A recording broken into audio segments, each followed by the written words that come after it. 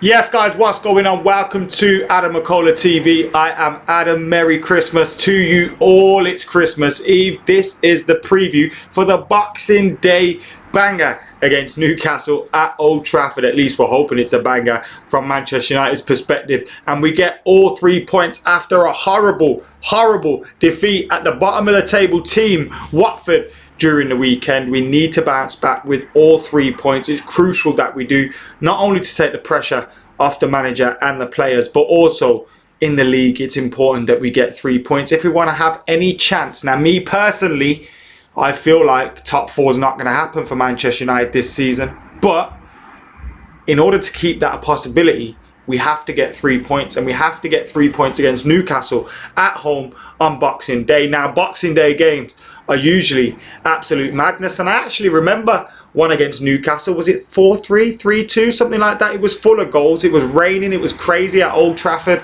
Sir Alex Ferguson was the manager, and it was one of those Boxing Day bangers. Will this be one of them? With Steve Bruce coming to Old Trafford, we're going to see two Manchester United legends in the dugouts with Solskjaer against Steve Bruce, which of course will be interesting. And Stevie Bruce has already got one over Ole Gunnar Solskjaer this season, picking up the 3 points at St James's Park. And those are the games that we're struggling in. When you look at Manchester United's record, where have we got our points from? It's from the games against the likes of City, Spurs, Leicester City, Chelsea. We've been beating those teams. And then when it comes to the others, Aston Villa, Watford, Everton, Sheffield United, Newcastle, Wolves, these kind of teams are the teams where we've dropped most of our points, if not all of our points. I read a horrible statistic the other day. There was a list of games and it was like 30 points available, and we've picked up 5 or something ridiculous like that. And those are the problems for Manchester. You've got to think, if we did well in those games and did badly in the big games, we'd probably be sitting in the top 4. Which is kind of what Chelsea have done, apart from their win against Spurs, which was a fantastic win, by the way, against Spurs at the White Hart Lane Stadium. Despite that, that's kind of how they've been this season. They haven't performed so good in the bigger games, but they've been beating the other teams that they should be. Manchester United have flipped reverse, and it's costing us. It's really costing us. And had we not got those 6 points against City and Spurs, where would we be right now? Imagine we drew both those games or something. We'd be in a disastrous position now. Loads of Manchester United fans have expected inconsistency. We all expected inconsistency this season. When we looked at the squad, we'd lost Lukaku, we'd lost Herrera, we'd lost players over recent times. We hadn't replaced them. We had improved the defensive line, brought in Wan-Bissaka and Maguire, but we hadn't improved the whole team, and we had lost players in key positions, and that was clearly going to be an issue. We knew there'd be inconsistency. But this failure to change things in these games is really grinding my gears, and it's really naive as well. It's really naive by Ole Gunnar Solskjaer. If he's not successful as a Manchester United manager in the long term, and he doesn't, when he gets sacked, this will be the reason why, because he doesn't change anything for these games. We haven't done anything differently. And now look, in the last 15 minutes, we've seen how important, against Watford, we saw how important Paul Pogba can be to Manchester United. The ability to pick up the ball and find a pass that nobody else can in that team. And you look at Fred and McTominay with that ball the day in the game against Watford. They were abysmal with the ball, constantly giving it away, overhitting it, underhitting it, not performing out of their first touch.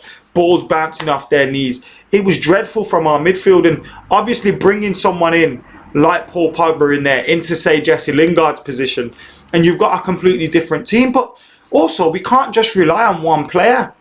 I hate this whole phrase, build a team around Paul Pogba. Yes, it'd be great to keep Paul Pogba for the next 5-6 years, and he'd be in the middle of the team every single game. That'd be amazing. But even if he stays at Manchester United for the next 3-4 years, signs a new contract, that's not ideal. You shouldn't be setting up to rely on one whole player. The Manchester City, the Liverpool, the Barcelona rely on one player. I know Barcelona are a different side when Lionel Messi is not in the team, but they still predominantly play the same style of football. Manchester United, we need to play. We're playing attacking football, but it doesn't look like we work on anything. It doesn't look like we work on patterns of play. It doesn't look like there's any, tempo to our play, and it's all very slow. Now, unless these boys are completely different in training and they come in on a match day and they're just freezing, that's the only thing that I can see explaining this one, where Ole keeps going with it. Now, Paul Pogba coming back in, which Ole has said is a possibility in his press conference, would be a great boost to Manchester United, and I think it'd immediately bring the best out of Martial, Rashford, Mason Greenwood, Daniel James. You already saw that day. They were making runs that there was no point making before then, because no one was going to find you. And Paul Pogba was often picking them out. And we'll need him to be informed against Newcastle United. But we shouldn't need Paul Pogba to be informed to beat Newcastle United, to beat Watford. Do you know what I mean? So there's a deeper line issue there that we have to resolve. And Ole Gunnar Solskjaer has to resolve if he wants to be a successful manager in the long term. Because ultimately that will be his undoing. Now, when you look at what Ole's doing at Manchester United, there are very good things. When you look at changing the culture, getting rid of some of the players, bringing through some of the younger players, giving players an opportunity to prove themselves at Manchester United. You look at some of what he's doing, it's great. And in theory, what he wants to do is also great. But he's going to be judged on the practical side of things. And the practical side of things is getting results. It's getting results. A manager is judged on all of those things. He has to tick all those boxes. And at the moment, in most of the games we play, Ole isn't ticking that last box. He's doing the right things off the pitch. He's saying the right things off the pitch. You know, in terms of some of what we're doing on the pitch and giving players an opportunity, the way we're trying to play at times, you see glimmers of it, but the results are one other thing as well, and you have to get that right. You have to. And fingers crossed they start to turn and we start to get on a run again. We need to, look, that's our first defeat in 8 games. So there has been some sign of improvement. But even in that improvement, Everton, Sheffield United, Aston Villa, that's 6 points that we shouldn't have dropped. 2 of those games were from winning positions. Now you're going to get inconsistency with young players, but I also feel your manager has to do more. Has to do more, and we're looking at Ole now to rock things up a little bit, change things up a little bit if we have to. We've got January coming up as well. Can we get any potential signings? I know it's a difficult one. You know, if you want Maddison or you want Grealish or you want Bruno Fernandes, are there teams likely to sell him mid-season? Erling Haaland might be a possibility, but there's other clubs in for him. The likes of Juventus, Bayern Munich, I think, Real Madrid. Countless other teams are in for him as well. So you can't rely on guaranteed signings in the summer. So how else do you change things with the team that you have? Coaching, tactics. That's what I want to see Ole working on. You guys know me. I'm not going to sit here and start screaming, get that manager out now, he's fucking awful and all that. We all know what my opinion was. He might be out of his depth. But while he's here, I want to see him succeed. I want to see this fella succeed. Now, how will he succeed? He's not going to succeed by keeping doing these same things. What is the definition of insanity? Repeating the same thing and expecting different results. And that's what we have been doing. Now, hopefully, Paul Pogba's return will see a change in that. And Ole can say, look, it's down to the quality that I've had. Because when you think about it, we are lacking quality in certain key areas. I feel sorry for Martial, Danny James and Marcus Rashford at times. They were bang average against Watford. I'm not defending them. Bang average against Watford. They were poor.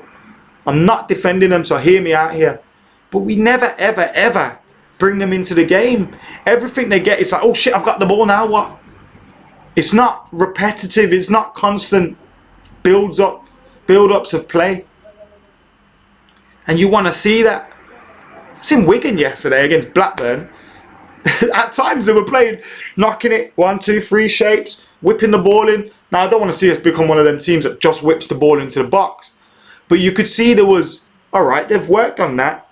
The fullbacks coming up, the midfielders coming across, 1, 2, they're teaming up on him, getting around, whipping the ball in. You never see those kind of things now. We used to see it from Shaw, Pogba, Martial up the left. I don't think Shaw should be playing for us anymore though. I really don't. He doesn't do enough for me going forward, bursting in behind people. I want to see more. I want to see more from our fullbacks. Fullbacks are so massively important in modern day football. I mean, look at how important they are to Manchester City and Liverpool, the two best teams in the league. They are so important. And for us, Wan-Bissaka has to do more going forward. He's been excellent at the back, excellent defensively. Left back, Luke Shaw has to do more. But I think when I see Brandon Williams, look, Brandon Williams isn't perfect. He isn't much better than Luke Shaw defensively. Do you know what I mean? There isn't a massive difference between them there.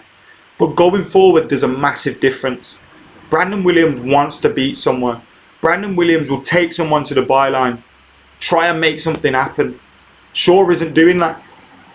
I don't know whether it's that injury, mentally he's gone from it, or he just hasn't developed as we would have wanted to. Part of it to do with that injury, part to do with his mentality, part to do with the fact that we've had 3-4 different managers. But at the moment, it's nothing from him. And I'd rather see Brandon Williams given that opportunity in the team. There's also been a lot of talk this week as well. I'll move into your comments very soon. There's also been a lot of talk this week as well about David De Gea and taking him out of the lineup now. I obviously see why people are saying that. His mistake against Watford was abysmal. Abysmal. My little sister saves that.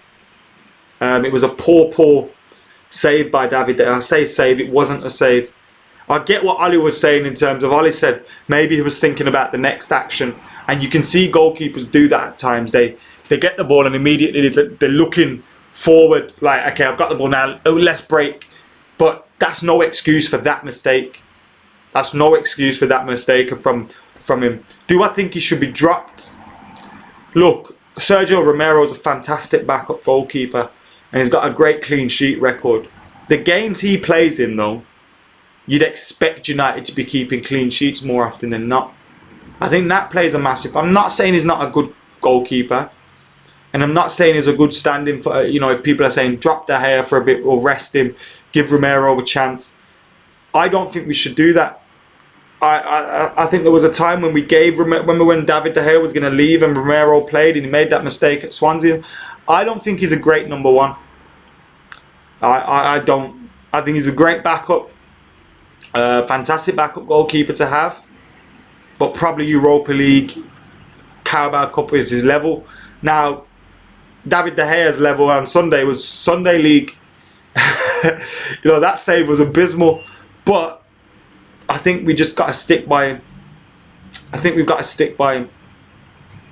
I think there's no need to be making a big issue out of it. Don't know, you guys might have a different opinion to me on that one. David agrees. He says, don't drop Dave. Henderson needs to take up, not for me, Jack. Maybe in 3-4 years or 2-3 years, but not for me. He makes mistakes as well. And I know you look at Sheffield United's records, fantastic this season in terms of conceding goals and clean sheets. But Dean Henderson has also made a few mistakes this season. And I think the pressures at Manchester United are completely different. I think give him a year or two more there. I don't think there's any need to rush him. Do you know what I mean? Even if we do rush him back, he's not better than De Gea right now. Yes, De Gea made a mistake, but he's not better than De Gea. So what are you going to rush him back for, to be our number 2? No, thank you. I think it would make sense to just give him an opportunity to develop and continue his development. Dig Vijay says, why is Ole not coming out of his dugout and giving input when the team is on the pitch? I don't know. I don't know. You like to see that sometimes, don't you? Especially against teams like... Sorry, not against teams like Watford, but against Watford. You look at that, and that first half was poor. You want someone to be given, whether it's on the sidelines, making an early substitution, changing something, letting someone know they're fucking having a mare and sort it out. I remember Fergie giving Johnny Evans a bollocking on the sideline of the pitch. And sometimes it sends a message. You don't always have to do that. And I think Ole, obviously, he has to balance it. He has to kind of play the good guy as well and keep these players on side because they're all he has at the moment. But I do think behind closed doors he'd be a lot more ruthless. But sometimes you want to see that. Yeah, like Dave says, Ole is on the sideline a lot. Sometimes you want to see him Maybe not on the sideline, but change something. You know what I mean? Send Mike Phelan out and say, yo, this ain't working. Tell him to do this. Try and change things around, because this season is one of, okay, we all expected inconsistency. We all expected to be a restructuring season and rebuilding season. Not many of us expected massive success. The fact top four is possibly there, great. But are we going to get it? Probably not. Can we make a chase for it? Hopefully. But even still, like, why not try different things? Isn't this the time to be doing that? We're giving all these youngsters an opportunity. Isn't it time to do that? Beat says Ole is apparently happy with the squad. Look, I see this a lot online. Ollie's clueless, Ollie's a Glazer puppet, Ollie's this, Ollie's that. First of all, if Ole is a Glazer puppet and Ole is clueless, you have to give the same criticism to Sir Alex Ferguson, who was also covering for the Glazers at that time. You also have to give the same abuse to Jose Mourinho, who praised Ed Woodward and the Glazers on countless occasions. People act like he was some sort of martyr and he stood up against the owners for the fans. That's bollocks. He came out with those excuses to save face for himself and place blame elsewhere. He wasn't a martyr. He didn't care about the fans. He didn't care about the ownership of the club, and in fact he praised them a lot. So anybody that takes a job with the Glazers is ultimately going to be in their pocket and not going to be able to speak out against the club. As for Ole, like I said, I think he has to balance between saying this is a great squad and it's obviously not a great squad, and saying this, I'm happy with this squad, but you think he's not working on signings? Do you really think that? Do you really think he's not working on signings? Because I don't think so. Of course he's working on signings. Of course he's working on improving the team. He's not stupid enough to think this team is good enough for Manchester United. Whether he's a good enough manager or not is another thing. But he's not stupid enough to believe that. So I think some of the things that people... This is why it frustrates me when Manchester United fans will say, Ole in or Ole out. Like, how can you be so committed to one thing? If you're Ole in, you're never going to be able to see negatives or criticise. If you're Ole out, you're never going to be able to see positives. And when we win, you're going to be fuming like a prick. And you're going to say stupid things like, Ole is a Glazer puppet. Like, what do you expect him to stay? We need him to keep these players on side. But also, I know for a fact behind the scenes, he'll be trying to make signings. And as I've said before, I don't know whether it's the man or not. I don't know whether he's the man or not. But some of the things he's done is good. The results aren't good enough. They need to massively improve. They need to massively improve. But, you know, you can see some... That's what I mean. Like, any manager would need to be given a window or two when you look at the squad and the fact we didn't replace those players. So... I don't know, it's a weird one. It's a weird one. Should never have been given a job in the first place, let's be real. And it's the owners that have got us into this mess. Adam, my man, we are back to square one again. This is what I hate though as well. Like, 2 wins and it's, Ollie's the best thing ever. 1 defeat out of 8 and it's, fucking, he's lost the dressing room. Football's not that black and white. Like, I was listening to TalkSport the other day. Now, I know some of it's absolute shit. I can't stand Jim White, all that shit. But I was listening to Goldstein and Cundy. I love those guys. And someone called Goldstein and was like, so are you Ole out now then? And it's like, what do you want people to do? Like, people complain about how people overreact and just want to do clickbait and want to be ranty for the sake of it. And then when you're not that way, they'd be like, why ain't you that way? Why aren't you being an idiot? Poking you, come on. Be an absolute knobhead for us. Like, no. And why do you have to be angry at everything? Why can't you be like, I'm upset, I'm disappointed. But can't half expected this. And yeah, the manager's doing some good things. But he also needs to fix the fuck up as well. And if he doesn't get it right, eventually he's going to be sacked.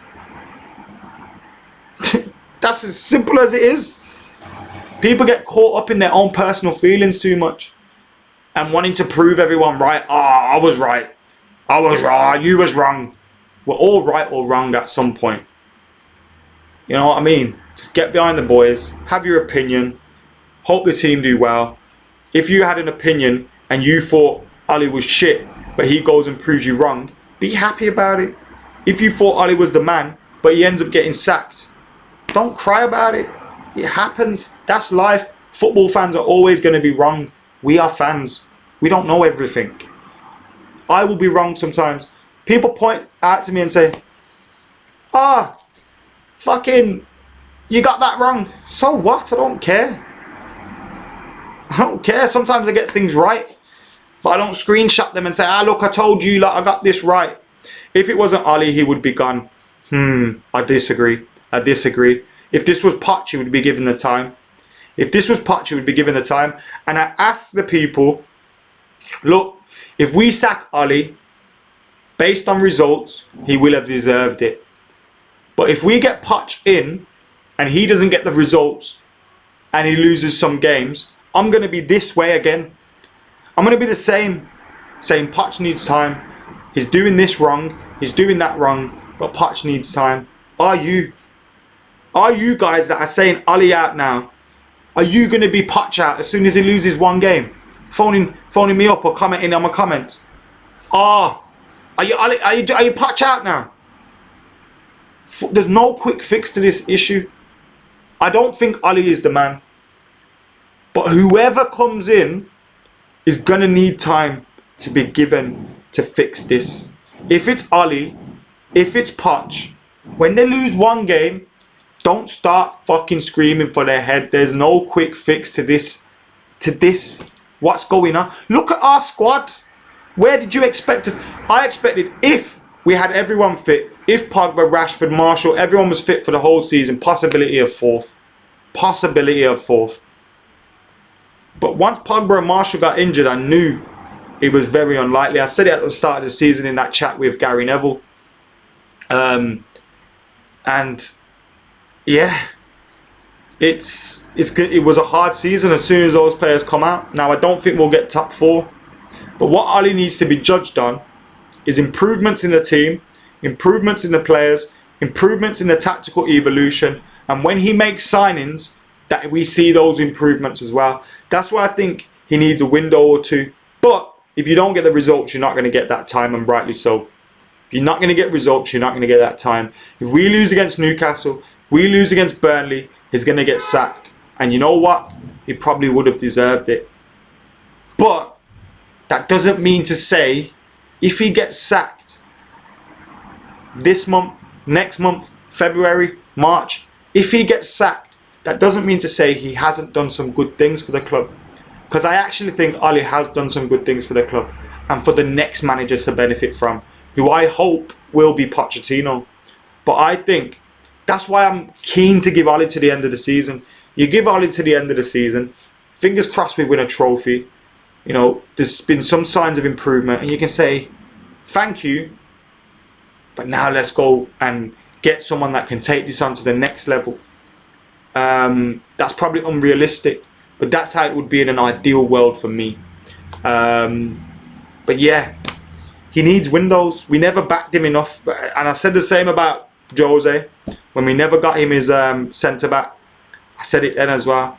We need to back these guys in the window, because otherwise they're left saying, you let Herrera go, you let Lukaku go. With the Lukaku money you bought Maguire, you got me Danny James and Wan-Bissaka, £65 million net spend. And you want me to do what? You're not going to give me another window or two. If I was the manager, I'd be like, what? You're not going to give me another window or two? You pricks. And that's how I feel Ole will feel right now. But he needs to get results. He needs to get results. But that's what I'm saying. Guys, not everything is black and white. There's greys. There's, you know, there's layers to things. Ole's doing some things right, some things wrong. He's getting some things right, he's getting some things wrong. Is that hard to believe? I might think he's not the man for the job, but I'm going to support him while he's here and treat him like I would any other manager and say, you know what? He actually needs time. But if the results don't improve, he won't get given that time, and rightly so. But as a Manchester United fan, I'm going to fucking support the team. I'm not going to turn up to Old Trafford with the attitude, oh, this manager needs to go. I'm going to turn up to the team and hope United beat Newcastle on Boxing Day. And we have a fucking Merry Christmas. Which reminds me, it is Christmas and we're here moaning. Anyway, let's move on to the team news. I can see Jack Red 92, Tony D, Rajan, beats by produced by CM, Shivesh, Matt, everybody in the comments below. Thank you for joining us on this Christmas Eve special preview. Of course, if you're not watching this on Christmas Eve, you might be watching this on Christmas Day because you got a new tablet or a new phone or whatever, and you sitting there on YouTube ignoring everyone. And thank you for tuning in to the preview for the Watford game. And I've not even changed the Oppo's key players, which I'll have to do right about now. The Oppo's key players. Who are Newcastle's key players? Do you want to chip in? Almiron got his first goal the other day. John Joe Shelby's been looking good. He's helping things tick over in that midfield. Almiron got a goal. Then, of course, you've got... Oh, how do you spell his name now? Oh, no. We need to focus on Europe. Timbo as CDM. 99 rated inform. Adam right here says David Jones. Love you, mate. Thank you for all the comments. Why should Haaland sign for Manchester United? Because hopefully we are the future. Longstaff is a big player, isn't he? Both of them. One of them scored against Manchester United, obviously, as well. Lascelles is a good defender, isn't he? He's a quality centre half. Obviously, wonder what he'll be doing in terms of the future. Like, will he develop and move on, or will he be someone that kind of stays at that level? Because when he first broke through at Newcastle, I thought, actually, this fella's quite decent. Do you know what I mean? And he looked like he was quality. He had some improvements to make. Gone a little bit quiet recently, but that's what happens with younger players. They're gonna have that, not dip, but they're gonna have that leveling out period. They obviously got Alan Saint-Maximin as well, who's obviously a tricky player for anyone to deal with. And I'd say him and John Joe Shelby are probably their key players. 1 second, guys. 1 sec. I think there's a delivery.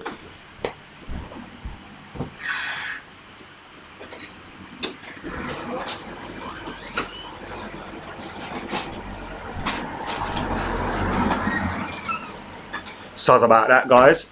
Yeah, so as I was saying, I think Sam Maximan could be one of their key players for us to deal with.